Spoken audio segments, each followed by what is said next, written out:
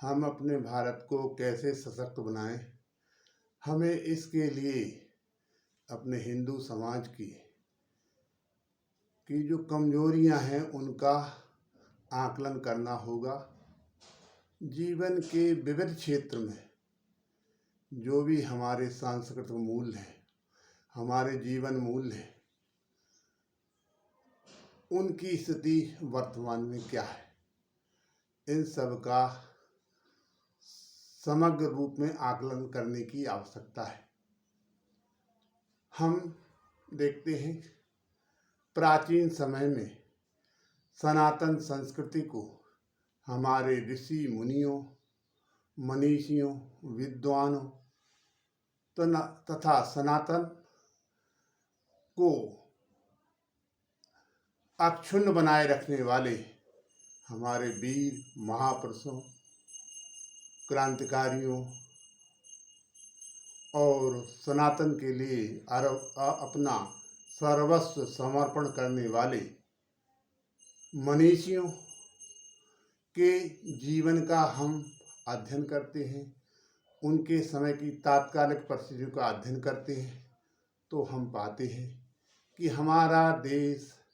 हमारा सनातन धर्म, हमारी सनातन संस्कृति, हमारे जीवन मूल्य विश्व में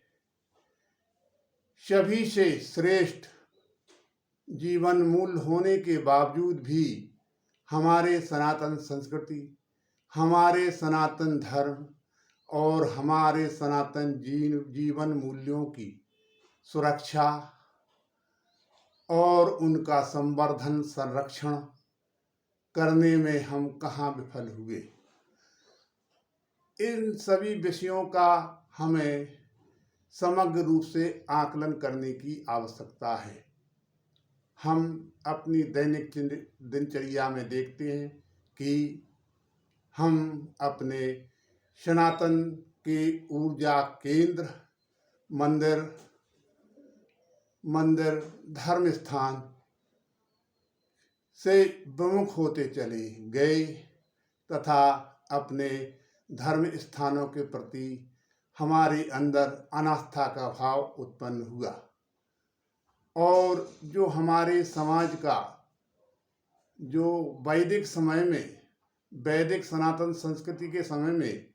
हमारे सनातन जीवन मूल्यों को बनाए रखने के लिए हमारे ऋषि मुनियों, महापुरुषों, संतों ने जो हमें आचार संहिता और जीवन मूल्यों को अपने जीवन में धारण करने के लिए जो आग्रह किया था, अपने जीवन में उन जीवन मूल्यों को स्वयं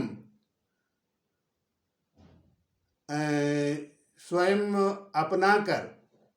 और समाज के लिए श्रेष्ठ आदर्श उपस्थित किया। हम देखें कि महाभारत काल में भगवान राम के कालखंड में, राम राज्य के दौरान और हमारा जो अरबों वर्ष का सनातन संस्कृति और सनातन जीवन मूल्यों का जो गौरवमयी इतिहास रहा, हमने बीच के कालखंड में अपने सनातन जीवन मूल्यों की रक्षा के लिए शास्त्र के साथ शस्त्र का प्रयोग करना छोड़ दिया। हमारे संविधान में भी आत्मरक्षा का अधिकार वर्तमान में प्राप्त भी है, किंतु हमारे सनातन के भाई बंधु, हमारे सनातन के नवयुवक नवयुवती, हमारे बुजुर्ग, हमारे श्रेष्ठ महापुरुष, मनीषी और समाज के पथ प्रदर्शक सभी महान भावों ने अपने नैतिक मूल्यों के प्रति जो अपनाने का जो दृढ़ निश्चय स्थापित किया गया था, उसमें गिरावट होने के कारण और मिथ्या अवधारणा स्थापित होने के कारण कि विश्व में सभी धर्म समान हैं, किंतु हमारे सनातन धर्म, हमारी सनातन संस्कृति के अलावा विश्व में इस्लामिक व क्रिश्चियन समुदाय है, वह मजहब पर आधारित है, एक उपासना पद्धति पर आधारित है, किंतु उनमें दूसरी उपासना पद्धति के प्रति साजिश, धोखा और उनके अंदर कटुता का भाव होने के कारण श्रेष्ठ संस्कृति, सनातन संस्कृति, सनातन धर्म के प्रति दुराग्रह, पूर्वाग्रह से ग्रसित होने के कारण सनातन को नुकसान करने के लिए उनके श्रद्धा केंद्र, उनके मानबिंदु और उनके धर्म स्थलों को न केवल ध्वस्त किया गया, बल्कि हमारे साहित्य को, जो हमारे ऋषि मुनियों ने अपनी शोध, तपस्या, ध्यान और इन सब के कठिन परिश्रम और कठिन साधना से जो ज्ञान अर्जन किया था, और जो ज्ञान हमारे ऋषि मुनि संत महात्माओं ने जो अपनी पुस्तकों के माध्यम से उस ज्ञान को संरक्षित किया था, उस ज्ञान को हमारे हिंदू समाज के कर्णधारों ने उसकी सुरक्षा के लिए शास्त्र के साथ शस्त्र का प्रयोग न देने की शिक्षा के कारण विधर्मी, जिहादी और मजहब को मानने वाले लोगों ने हमारी श्रेष्ठ संस्कृति को नष्ट भ्रष्ट करने के लिए न केवल उनके धर्मस्थलों को ध्वस्त किया, पददलित किया, बल्कि उन्होंने हमारे धार्मिक ग्रंथों को जलाया, नष्ट किया। नालंदा विश्वविद्यालय, जिसमें कि तत्कालीन समय में 10,000 विद्यार्थी व 2,000 शिक्षक पढ़ाते थे और निःशुल्क शिक्षा दी जाती थी, उस विश्वविद्यालय को चलाने के लिए हमारे समाज के भामाशाह, हमारे समाज के संपन्न धर्म परायण लोगों ने जो समर्पण समाज के लिए करते थे, उस विश्वविद्यालय को चलाने के लिए जो अपना धन विश्वविद्यालय के कल्याण के लिए, विद्यार्थियों की शिक्षा के लिए और शिक्षकों के वेतन के लिए सहर्ष और उल्लास के साथ जो देते थे, उसकी रक्षा के लिए हमारे सनातन के मानने वालों ने, सनातन के मनीषियों ने इस श्रेष्ठ सनातन हिंदू संस्कृति की रक्षा के लिए जुझारू गौरवशाली संस्कृति को बचाने के लिए जुझारू नव युवकों को, जो कि महाराणा प्रताप, छत्रपति शिवाजी, चंद्रगुप्त मौर्य, विक्रमादित्य, वीर सावरकर और अन्य महान क्रांतिकारी, गौरवशाली परंपरा को मानने वाले मनीषियों, क्रांतिकारियों और प्रतापी राजाओं के पराक्रम का गौरवशाली इतिहास हमारी युवा पीढ़ी को न पढ़ाया है, न उनके जीवन से प्रेरणा लेने के लिए इस प्रकार से साहित्य का सृजन किया, और न हमारे इतिहास में हमारे गौरवशाली परंपरा को मानने वाले क्रांतिकारी शहीदों, धर्म की रक्षा के लिए, सनातन की रक्षा के लिए, अपनी हिंदू संस्कृति को अक्षुण्ण बनाए रखने के लिए, अपने धर्म स्थानों और अपने जीवन मूल्यों और विश्व के कल्याण की कामना करने वाले किन्नवंतों, विश्व आर्यम के श्रेष्ठ भाव को मानने वाले तथा विश्व के सभी कोनों में रहने वाले लोगों के प्रति जो उनके अंदर श्रेष्ठ भाव था, सबके कल्याण की भावना थी। परोपकाराय और परहित सरस धर्म नहीं बाई, पर पीड़ा सम नहीं अदवाई। इस प्रकार के श्रेष्ठ चिंतन के मानने वाले लोगों ने हमारे नवयुवकों को, नई पीढ़ियों को अपनी गौरवशाली परंपरा का ज्ञान नहीं दिया तथा गौरवशाली इतिहास का लेखन नहीं किया, जिससे हमारी युवा पीढ़ी, हमारे भारत के नौजवान इस अंग्रेजी शिक्षा पद्धति कॉन्वेंट में पढ़ने के कारण और पूर्व में मुगलिया सल्तनत के समय हिंदुओं पर धार्मिक शिक्षा न देने के लिए इस प्रकार से प्रताड़ित किया गया, जिससे कि सनातन के जीवन मूल, सनातन के नैतिक मूल, सनातन के श्रद्धा केंद्र, सनातन के मान बिंदु, सनातन के मानने वाले, सनातन को जीवंत करने वाले ऐसे यशस्वी, ऐसे महापरायण, धर्मपरायण, महान क्रांतिकारी, महान वीर, महान गौरवशाली परंपरा के मानने वाले लोगों के जीवन से समाज के नवयुवकों को, नई पीढ़ी को प्रेरणा देने के लिए ना तो बीच में के कालखंड में प्रयास किया और ना हमारे समाज को जागृत किया गया, और समाज के अंदर धार्मिक ग्रंथों में अनेक प्रकार की कुरीतियां जोड़ी गई, जिससे कि हमारा समाज दिग्भ्रमित हो गया और कॉन्वेंट शिक्षा के माध्यम से अपने सनातन संस्कृति और अपनी हिंदू सनातन संस्कृति, अपने जीवन मूल्यों के प्रति नैराश्य का भाव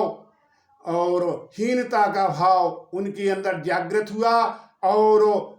मजहबी विचारधारा के मानने वाले क्रिश्चियन और मुस्लिम, जिहादी और सबको समान न मानने वाले लोगों की ओर हमारा समाज, हमारे समाज के नागरिक, हमारे समाज की नई पीढ़ी आकृष्ट हुई, और हमारे लोगों ने और पाश्चात्य सभ्यता के मानने वाले, अरब की मुगलिया सल्तनत को मानने वाले लोगों ने हमारी भाषा, हमारी संस्कृति, हमारा पहनावा, हमारा वेशभूषा, हमारे इन सभी पर कुठाराघात किया। वर्तमान में बॉलीवुड के माध्यम से सनातन संस्कृति के अवतारों, देवियों, अवतारों, महापुरुषों और इन सब को जीवंत करने वाले तथा हमारे किलवंतो विश्वारंभ के संदेश को देने वाले महापुरुष और हमारे सनातन के श्रद्धा केंद्र, जीवन मूल के अग्रणीय हमारे महादेव, हमारे भगवान राम, हमारे भगवान कृष्ण, हमारी दैवी शक्ति, हमारी माता सीता और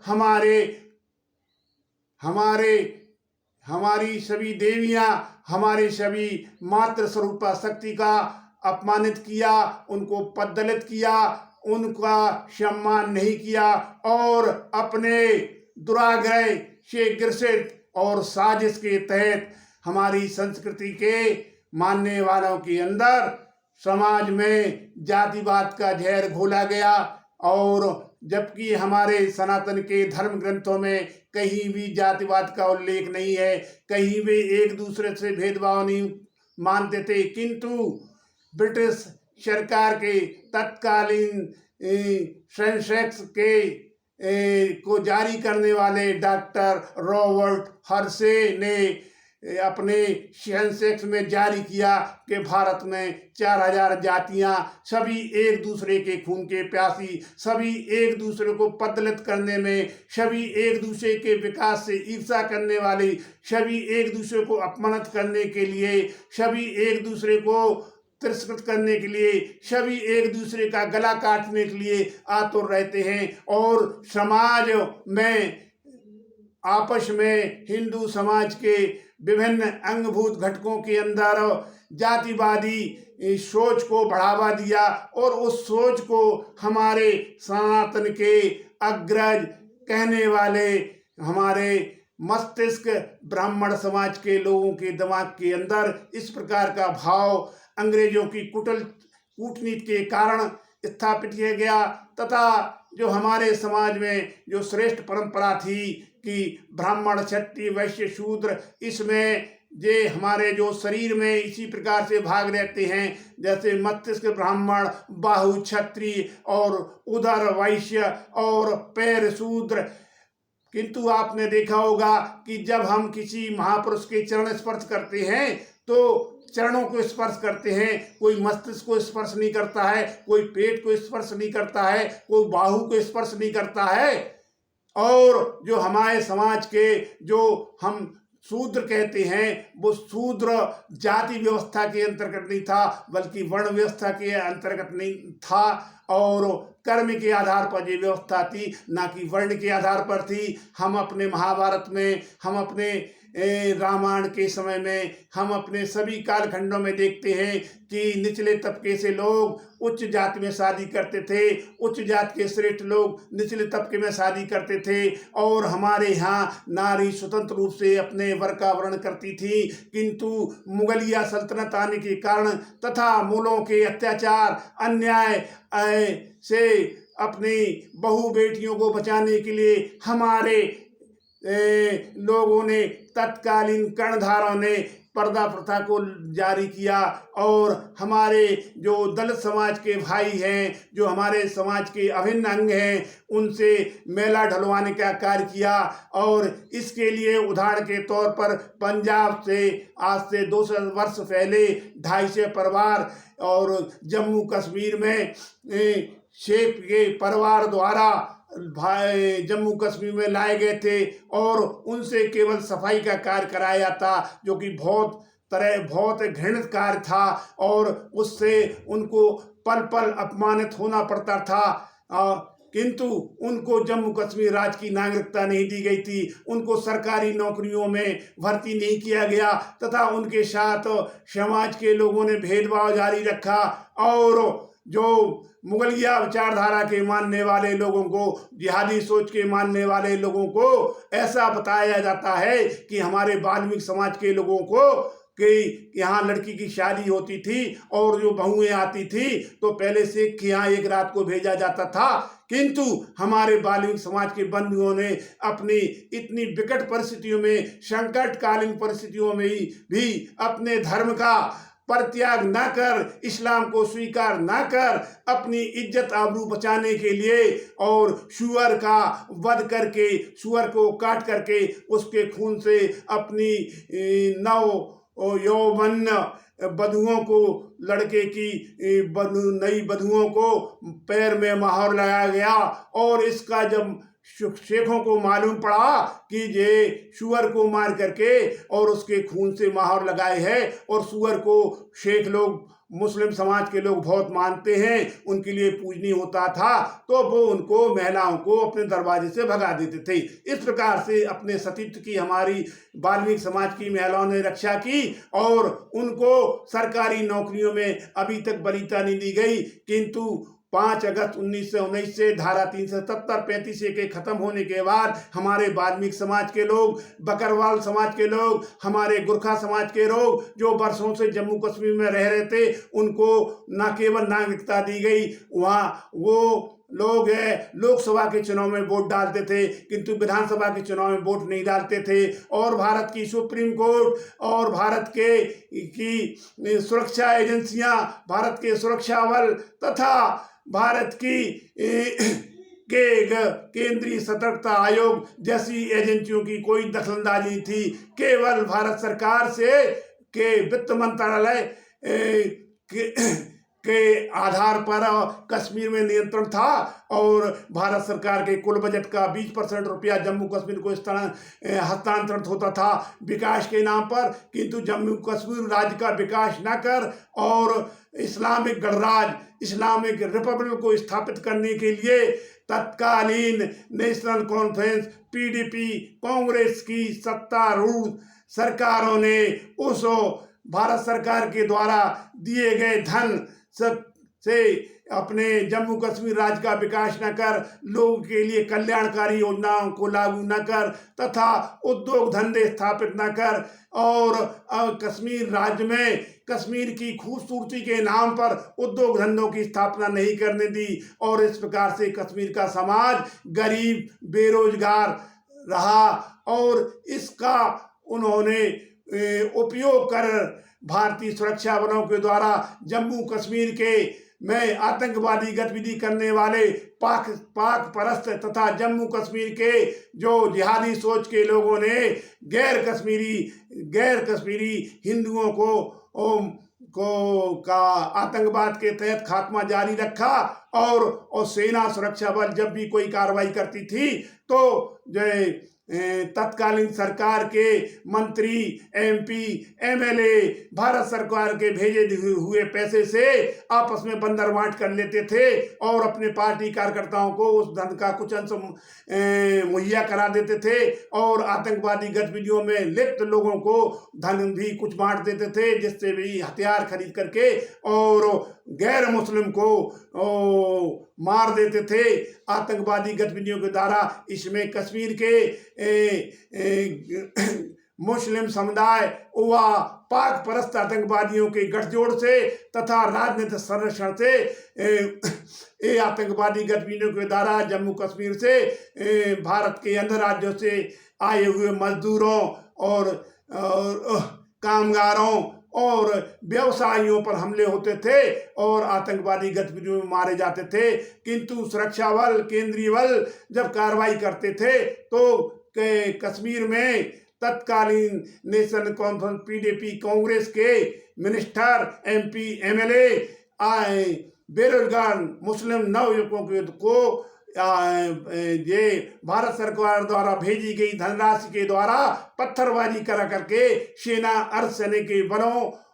को कार्रवाई करने में बाधक बनते थे। इस प्रकार से जम्मू कश्मीर से तत्कालीन विश्वनाथ प्रताप सिंह की सरकार में और केंद्रीय गृह मंत्री मुफ्ती मोहम्मद सईद के बन जाने दिसंबर में शपथ ग्रहण करने के बाद और 19 दिसंबर 1990 को सामूहिक नरसंहार के द्वारा 2500 कश्मीरी हिंदू पंडित महिला बहन इन सब को मारा गया, इनको अपमानित किया गया, इनके साथ रेप किया गया, इनको प्रताड़ित किया गया। 5.5 लाख कश्मीरी हिंदू पंडित भाई देश के विभिन्न हिस्सों में और दयनीय स्थिति में रह रहे हैं। हिंदू समाज, हमारा हिंदू समाज के अंदर एकता का भाव खत्म होने के कारण तथा अपने हिंदू भाई के प्रति सहृदयता का भाव न होने के कारण और हिंदुओं के प्रति पीड़ा न होने के कारण और समाज के अंदर जागृति होने के न होने के कारण और इस समय कहावत थी कि हिंदू इकट्ठे तब होते हैं तब पांचवा कंधे पर होता है, अर्थात 4 लोग जब उसकी अर्थी में कंधा देते हैं तभी पांचवा तभी साथ में रहते हैं जब पांचवा कंधे पर होता है। और इस प्रकार से एक कहावत थी, हमारे संगठन संघ के प्रचारक कहते थे कि हिंदू कवि समाज में जो व्याप्त अवधारणा थी, समाज के लोगों ने ऐसी अवधारणा बनाई थी, किंतु हमारे संघ के कर्णधारों ने इस सिद्धांत को, इस मिथक को तोड़ा कि जिस प्रकार से मेढकों को तराजू पर तोलना संभव नहीं है, इसी प्रकार से हिंदू समाज को संगठित करना संभव नहीं है। इस प्रकार के नैराश्य का भाव होने के कारण तथा अपनी सनातन संस्कृति, हिंदू संस्कृति और उसके जीवन मूल्यों की रक्षा के लिए जागृत राष्ट्रवादी समाज के न होने के कारण हमारा देश विगत 800 वर्ष मुगलों के शासन में और विगत 1 से 90 वर्ष अंग्रेजों के शासन में तथा आज़ादी के बाद पाक परस्त जिहादी सोच से ग्रसित जवाहरलाल नेहरू और जो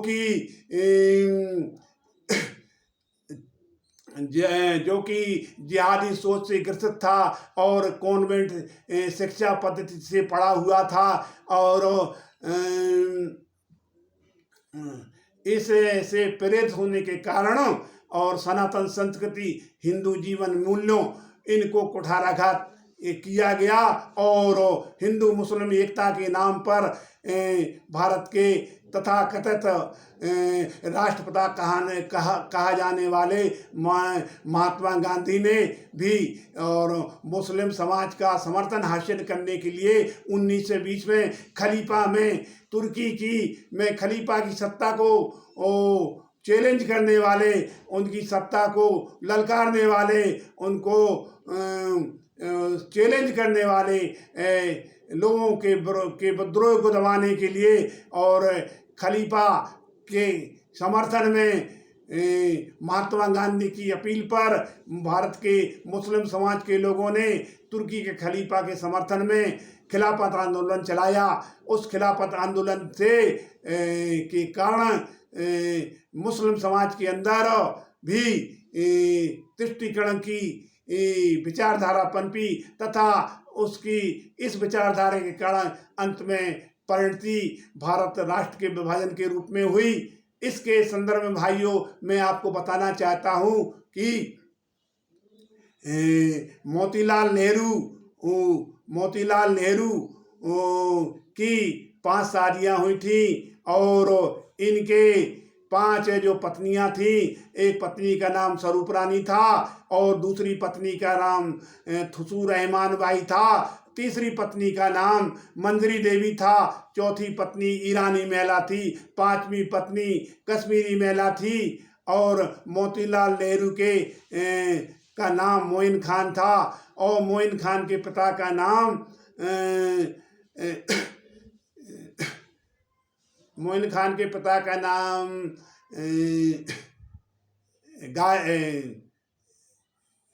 गाजी खान था और मोइन खान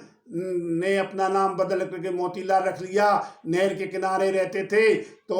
मोतीलाल नेहरू हो गए और थुसू रहमान बाई के पति का नाम था मुबारक अली और मुबारक अली के 2 लड़के थे, शाहिद हुसैन जवाहरलाल नेहरू और मुबारक अली की मृत्यु के बाद, जो कि मुबारक अली पूंजीपति था, अरबपति था, मोतीलाल नेहरू ने मुबारक अली की पत्नी थुसू रहमान बाई से निकाह कर लिया और मुबारक अली के 2 बेटे शाहिद हुसैन जवाहरलाल, जबकि शाहिद हुसैन और मुबारक अली जैसा मुस्लिम थे किंतु एक साजिश के तहत इसका नाम जवाहरलाल एक लड़के का नाम रखा गया और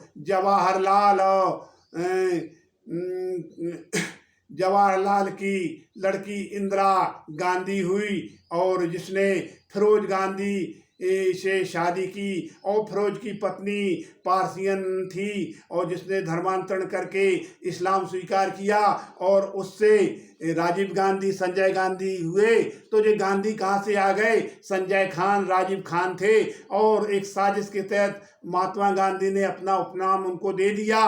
राजीव गांधी और संजय गांधी और राजीव गांधी के सुपुत्र हुए राहुल गांधी, जबकि इनका वास्तव में नाम राहुल खान था और इनको सनातन जीवन मूल्यों से इतनी नफरत थी, इनके नाना जवाहरलाल को सनातन जीवन मूल्यों से नफरत थी और पश्चिम में कॉन्वेंट की संस्कृति से प्रभावित हुए और लंदन में पढ़ने के कारण और ऐशाराम की जिंदगी बिताने वाले और दुराचारी दुष्चरित्र और अय्यास किस्म के लोग होने के कारण तथा महात्मा गांधी के सहयोग सानद से ब्रिटिश सरकार से 4000 पेज का एक दस्तावेजी एग्रीमेंट हुआ और जिसके कारण हमारे देश को ट्रांसफर ऑफ पावर दी गई ब्रिटिश सरकार द्वारा और कुछ अनुबंध हुए। उनमें से कुछ अनुबंध इस प्रकार से हैं कि भारत पाकिस्तान पर पहले आक्रमण नहीं करेगा और यदि पाकिस्तान भारत पर आक्रमण करेगा और भारत युद्ध में जो जमीन वापस जीत लेगा उसको वापस करना होगा। भारत सरकार पहले आक्रमण नहीं करेगा और ब्रिटिश सरकार के 54 देशों में जो राज था और द्वितीय विश्व युद्ध के बाद अंग्रेजों की आर्थिक स्थिति कमजोर होने के कारण और 54 देशों की सत्ता न संभालने के कारण संयुक्त राष्ट्र संघ ने ब्रिटिश सरकार को अल्टीमेटम दिया था कि 54 देशों को स्वतंत्रता प्रदान करो, तो 54 देशों को स्वतंत्रता तो मिलनी ही थी, किंतु महात्मा गांधी और नेहरू, जवाहरलाल नेहरू के साथ साजिश कर ब्रिटिश सरकार ने और भारत सरकार से अनुबंध करके और ट्रांसफर ऑफ पावर दी, और आज जो 54 देश हैं कॉमनवेल्थ कंट्री कहलाते हैं, और इन 54 देशों के नागरिक ब्रिटिश सरकार की प्रजा कहलाते हैं। और भारत सरकार के 4000 पेज के दस्तावेज में जो एग्रीमेंट हुआ, समझौता हुआ, उसमें भारत सरकार प्रतिवर्ष ब्रिटिश महारानी एलिजाबेथ को 10 अरब डॉलर भेजेगी और 30,000 टन गौमांस का निर्यात करेगी। इस प्रकार से ऐसे ऐसे समझौते किए, इस राष्ट्र के राष्ट्रवादियों की उपेक्षा कर, उनको प्रताड़ित कर, उनको अपमानित कर और उनको जेल के शीशों में डालकर इस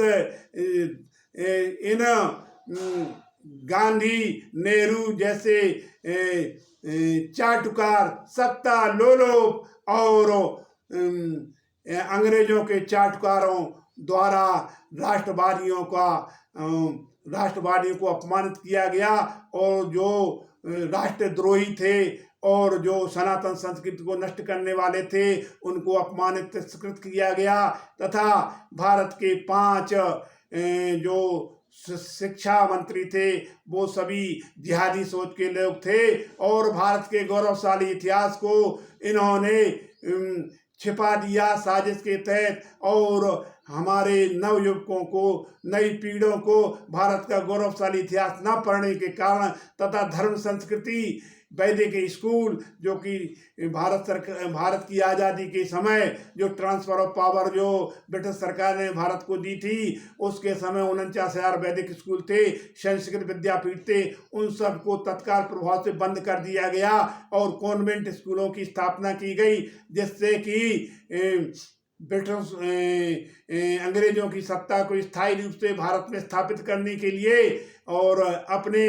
अवजात वर्ग को जो अंग्रेजों की गुलामी के समय जो जमींदार जागीरदार थे उनकी सत्ता उनको जमींदारी सौंप करके, जागीरें सौंप करके और उनके लड़कों को कॉन्वेंट स्कूलों में शिक्षा दे करके, और अंग्रेजों ने कहा, लॉर्ड मैकाले ने कहा कि भारत को स्वतंत्र हो जाएगा, किंतु भारत के नागरिक शरीर से तो भारतीय होंगे किंतु मानसिक रूप से अंग्रेज होंगे और वो हमारे लिए काम करेंगे। इस प्रकार की पीढ़ी पैदा की और सेंसेक्स रॉबर्ट हर्टरी द्वारा 4000 जो जातियां बताई गई जो आपस में लड़ते झगड़ते हैं, इस प्रकार से प्रचारित किया गया और समाज के अंदर जो वर्ण व्यवस्था थी उसको जाति व्यवस्था में कन्वर्ट किया गया और इसको हमारे समाज के लोगों ने उसको अंग्रेजों की साजिश को हूबहू मान लिया और अपने जो राष्ट्र के कर्णधार थे और राष्ट्र के जो ऋषि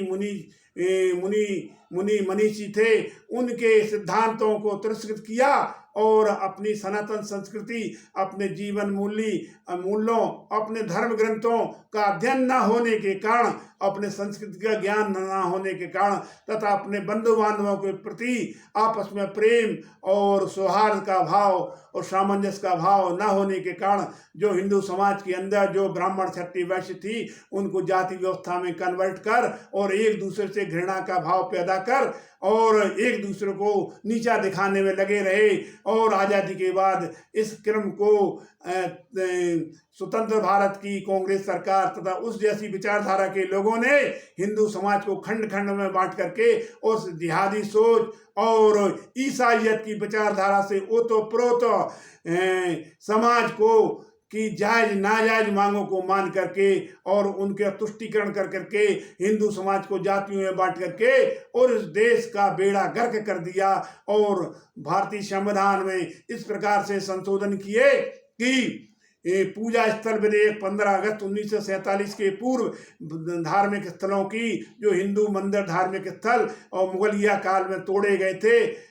उनका पुनरुद्धार ना हो सके और इस प्रकार से दुष्प्रचार किया गया एक साजिश के तहत कि यदि हिंदू मंदिरों का जीर्णोद्धार कराया जाएगा तो मुस्लिम और हिंदू समाज के बीच वैमनस्य पैदा होगा, मारकाट होगी, दंगा होगा, ऐसा भाव, ऐसा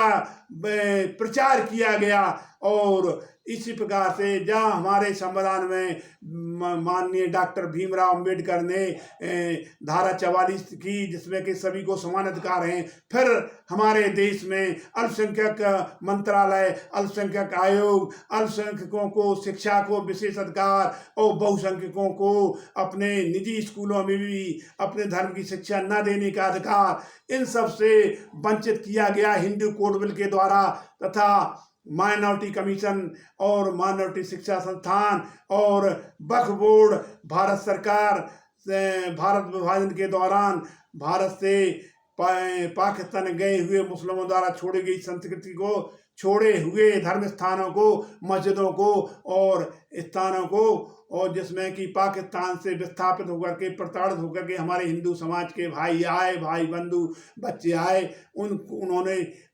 उन स्थानों में शरण ली। तो महात्मा गांधी ने मुस्लिम समाज के जनप्रतिनिधि, जो जिहादी सोच के लोगों के आग्रह पर और कड़ाके की ठंड में हमारे हिंदू सनातन धर्म के मानने वाले पाकिस्तान से प्रताड़ित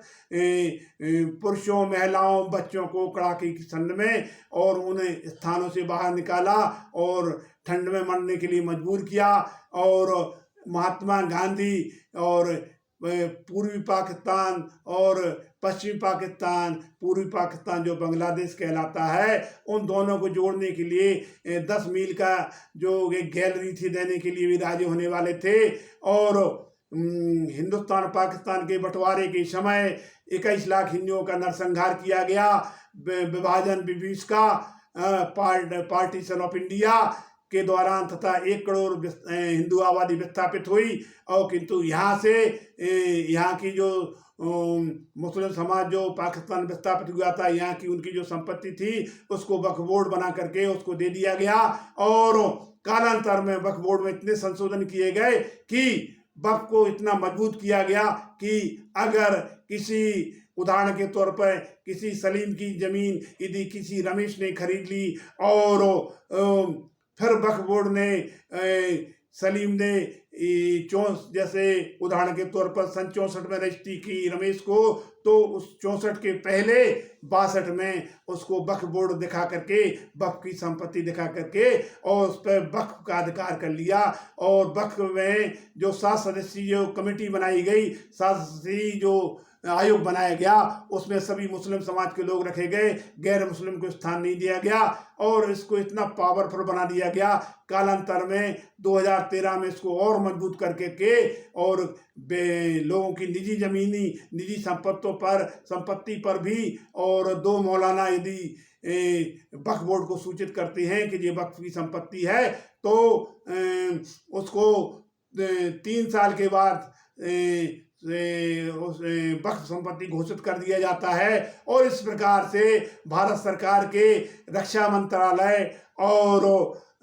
रेलवे मंत्रालय के बाद तीसरे नंबर की संपत्ति 12 लाख हेक्टेयर जमीन वक्फ बोर्ड के पास आ गई है। और वक्फ बोर्ड की संपत्ति से जो किराया आता है वो धार्मिक कार्यों में न करके, और वो हर प्रकार के जिहादी सोच के लोगों को पुष्पित पल्लवित करने के लिए, आतंकवादियों को मदद देने के लिए, और मदरसों में मजहबी शिक्षा देने के लिए, और मदरसों में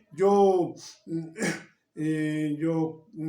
किताब पढ़ाई जाती है वो बिना किसी राइटर के, उसमें किसी राइटर का नाम नहीं लिखा रहता है, और उसमें दुष्चरित्र कृष्ण और तथा सीता तेरी राम तेरी सीता को जलाना होगा, इस प्रकार से पढ़ाया गया। और अल्लाह को ना मानने वाले, कुरान को ना मानने वाले काफिर हैं, कुफ्र करने योग्य हैं, इनका कत्ल वाजिब है। इस प्रकार के साहित्य का सृजन किया गया। और तुर्किया विचारधारा की कुरान शरीफ का भारत में वो इस किताब का प्रचार किया गया। उसी के अनुसार जिहादी सोच के लोग और हमारे देश के जो सत्ताधारी दल हैं, कांग्रेस सहित इसी विचारधारा के विभिन्न राज्यों में सभी राजनीतिक दल केवल राष्ट्रवादी एनडीए विचारधारा भारतीय जनता पार्टी को छोड़ करके और सभी दल के लोग और मुस्लिम और क्रिश्चियन तुष्टीकरण के लिए लगे रहते हैं और हिंदू समाज को अपमानित करते रहते हैं। हिंदू समाज को पतन करने के लिए इनके जो भी प्रयास होते हैं वो करते रहते हैं और इसी की परिणति हिंदू समाज के नवयुवक नवयुवतियों के अंदर धार्मिक शिक्षा न मिलने के कारण और नैतिक मूल्यों की शिक्षा न मिलने के कारण और इनके 151 प्रकार के जिहाद हैं, उसमें लव जिहाद है, जल जिहाद है, पंचर जिहाद है, थूक जिहाद है, इस प्रकार के अन्य तरह तरह के जिहाद हैं और हलाल सर्टिफिकेट के माध्यम से और जो अपना हलाल सर्टिफिकेट दुकानदार को देते हैं उसकी जो आमदनी होती है उसका 10% जकात फाउंडेशन को जाता है और ये जकात फाउंडेशन शिक्षा के नाम पर मुस्लिम नवयुवकों की शिक्षा के नाम पर और हिंदुओं को धर्मांतरण करा के मुस्लिम बनाने और मुस्लिम को यूपीएससी आईएएस आईपीएस बनाने इस प्रकार से और सब प्रकार से जिहाद को पुष्ट पल्लवित कर और भारत गणराज्य को और इस्लामिक रिपब्लिक बनाने की ओर गजवाए हिंद को स्थापित करने के लिए नित्य नए नए हथकंडे अपनाते रहते हैं और हमारा यह हिंदू समाज बेखबर और है और अपने हिंदू समाज अपने परिवार को सीमित करने की साजिश के तहत फंसा हुआ है और आजकल यह देखने में आ रहा है कि हमारी माताएं बहनें हमारे भाई अपनी परिवार को सीमित कर रहे हैं, एक बच्चे को पैदा कर रहे हैं, यह महानुघातक है और संपत्ति अर्जन कर रहे हैं और किंतु समाज के किसी भाई में आपस में समाज के किसी बंधु के प्रति प्रेम का भाव न होने के कारण तथा उनके प्रति दयालुता का भाव न होने के कारण तथा उनके प्रति मदद का भाव न रखने के कारण तथा भारत देश के सभी राज्यों में अपने सनातन हिंदू के प्रति संवेदना न होने के कारण उन पर होने वाले अत्याचारों का प्रतिकार न करने के कारण तथा अन्याय अत्याचार और के खिलाफ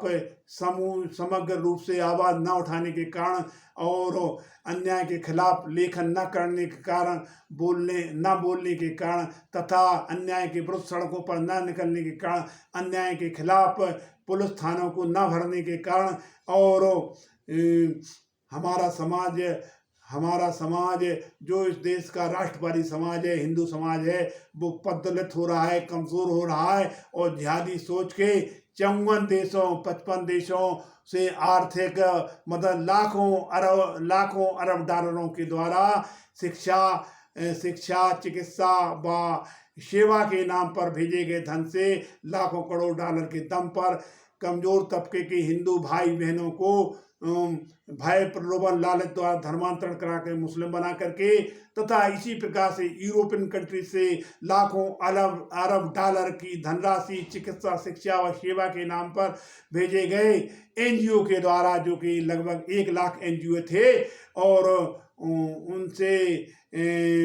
भारत में पैसा भेज करके